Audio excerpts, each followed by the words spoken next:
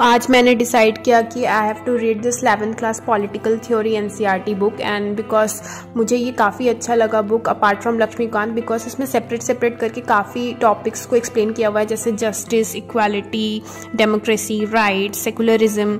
और जिसका PSIR option है उनको भी ये बुक अच्छा लगेगा, क्योंकि इसमें काफ़ी सारा पोर्शन कवर किया गया है political theory and Indian politics का, जो पेपर 1 में है।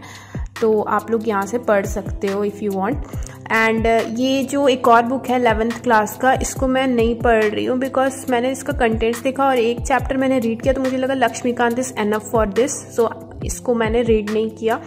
And this is 12th class NCERT। पहला है politics in India after independence और दूसरा है वर्ल्ड पॉलिटिक्स। तो मुझे ये लगा कि इसको 1 रीड तो बनता है।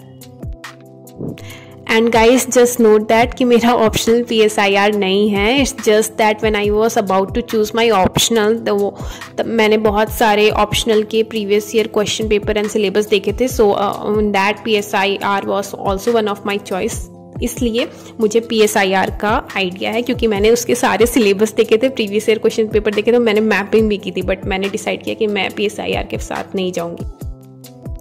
So today I was unable to read newspaper in the morning, so I am reading it right now in the evening। शाम हो गया है, so इसलिए मुझे मन नहीं कर रहा था न्यूज़पेपर पढ़ने का, so that's why मैंने क्या किया कि मैं एनालिसिस वीडियो लेके बैठ गई, and now I'll see the analysis video and take a notes of that।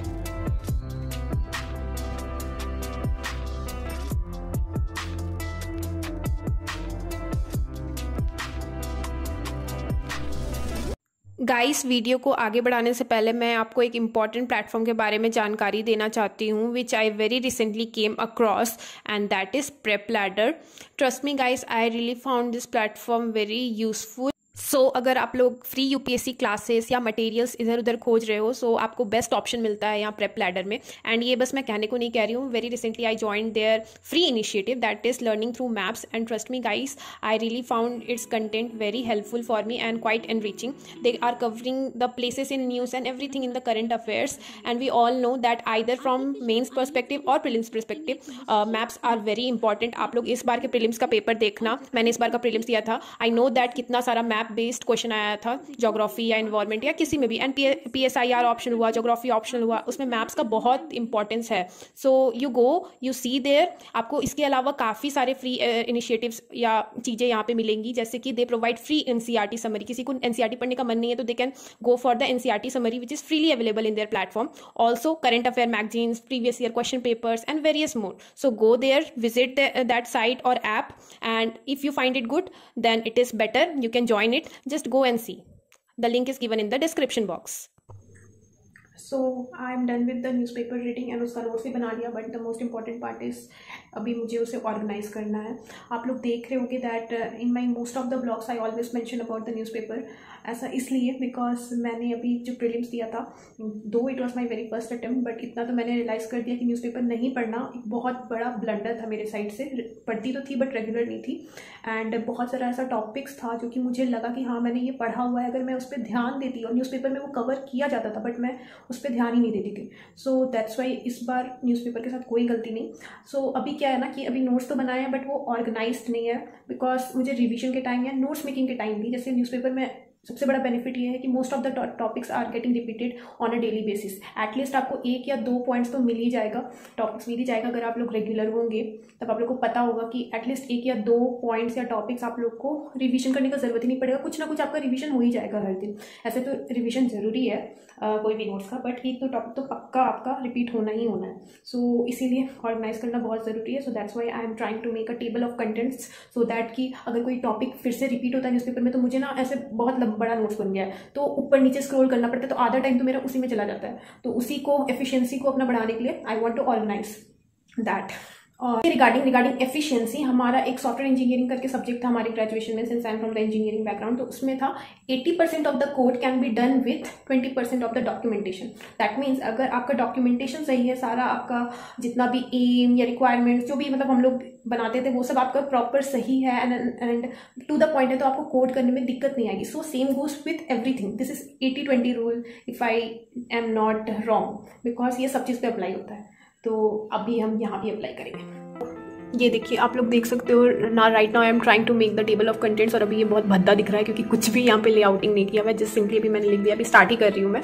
And here मेरा नोट्स खुला हुआ है, देख रहे हो बहुत ज़्यादा नोट्स, जैसे कि ये GDP, या जैसे मान लो इंडिया चाइना LAC इशू, या तो LAC इशू टॉपिक मैंने दे दिया, बट इंडिया चाइना का इशू हमेशा, लगभग हमेशा ही न्यूज़ में रहता है। And every time I have to scan over the pages कि कहाँ लिखा है, कुछ अपडेट करना है तो मुझे ऐसे खोजना पड़ता है अपडेट करने के लिए। So in order to save this time only I want to make this.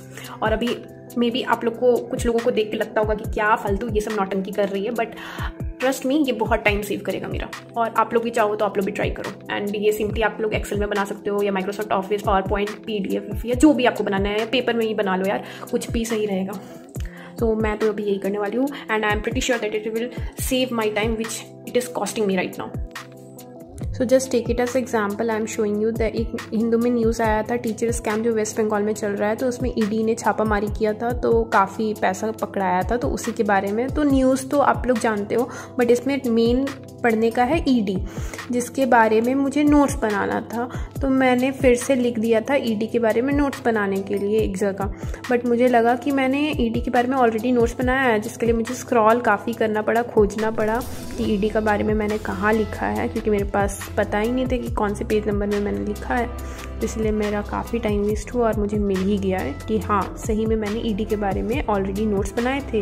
So thank God I just save my self from updating it somewhere else, because अगर हो जाता तो मुझे काफ़ी दिक्कत होती।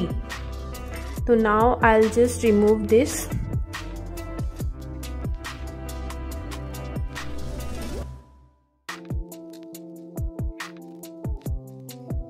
मैं फिर से भूल गई कौन से पेज में मैंने लिखा था ED के बारे में, तो मुझे फिर से स्क्रॉल करना पड़ रहा है। ऐसे ही होता है जब तक ऑर्गेनाइज नहीं होता है नोट्स ना, तो ये सब छोटा छोटा चीज़ आपका काफ़ी टाइम ले लेता है, which you can invest in somewhere else. तो मुझे आखिरकार मिल ही गया कि मैंने ED के बारे में कहाँ लिखा था। So here now I will update some extra information which I got today in the newspaper.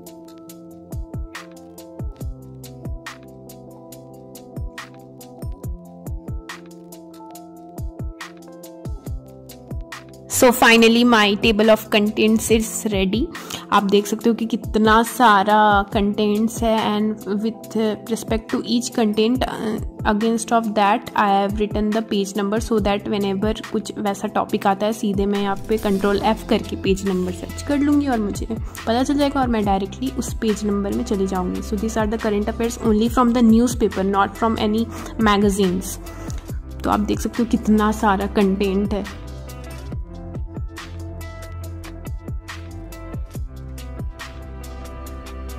And as I have told that organising the notes is very important. So मैंने, आप यहाँ देख रहे हो, 2 और एक्सेल शीट बनाई हुई है, एक नॉन कॉन्स्टिट्यूशनल बॉडीज़ और एक कॉन्स्टिट्यूशनल बॉडीज़ करके, जो कि मैंने लक्ष्मीकांत का चैप्टर है ना, मतलब पार्ट 7 और पार्ट 8, जिसमें एक पार्ट में कॉन्स्टिट्यूशनल बॉडीज़ है, जो कि अप्रॉक्स आई गेस 12 या 13 बॉडीज़ के नाम लिखे हुए, एंड पार्ट 8 में है नॉन कॉन्स्टिट्यूशनल बॉडीज़, जहाँ पे भी 10 या 11 नॉन कॉन्स्टिट्यूशनल बॉडीज़ है, जो कि काफ़ी ज़्यादा है। और मैंने 1-2 बार ऐसे रीडिंग की है, तो कुछ कुछ दिमाग में घुसा है, बट क्योंकि इसमें mostly fact based and data based है, लाइक डेटा बेस्ड रिगार्डिंग क्या टेन्योर है जजेस का, या क्या प्रोसीजर है उनका रिमूवल का, या सॉरी जजेस बोल दिया मैंने, जो कि चेयरमैन हैं UPSC के, या स्टेट पब्लिक सर्विस कमीशन के, या नीति आयोग के, and different election commission, different bodies का क्या प्रोसेस है रिमूवल का या अपॉइंटमेंट का, उनका क्वालिफिकेशन क्या है, टेन्योर क्या है, वगैरह वगैरह। तो ये सब सबके लिए बहुत कंफ्यूजिंग हो जाता है, क्योंकि बहुत सारे एक्ट्स भी दिए हुए हैं जिसके अकॉर्डिंग वो लोग स्टैट्यूटरी बॉडी में कन्वर्ट हुए हैं, तो इसलिए याद करना बहुत मुश्किल हो जाता है। That's why I kept and organise those in one place in Excel sheet. और यहाँ पे आप देख सकते हो कि मैंने दोनों के लिए सेपरेटली एक्सेल सीट बनाई है, एंड यहाँ पे अभी तो फिलहाल जो कि पॉलिटी में दिया हुआ है बस उतना ही है, बट इसमें और भी ऐड किया जा सकता है। एंड ज़रूरी नहीं है कि आप एक्सेल सीट का ही यूज़ करें, आप कहीं पे भी यूज़ कर सकते हो, चार्ट बना ले या कुछ भी कर ले, ऐसे ही प्रॉपर कॉपी में लिख ले, कुछ भी किया जा सकता है। If you like this then you can also follow. So these are some ways in which I am organizing my notes right now while preparation.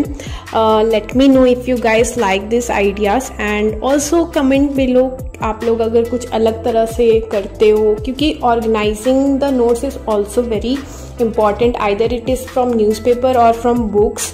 So comment करो, मैं भी जानना चाहती हूँ कि आप लोग कैसे करते हो। मुझे अच्छा लगेगा तो मैं भी उसको फॉलो करूँगी, एंड अगर मुझे कुछ और तरीका पता चलेगा तो मैं उसको भी आपके साथ शेयर करूँगी। सो see, I am sharing only those things which I think which is important and which proved fruitful to me, so I just wanted to share with you guys.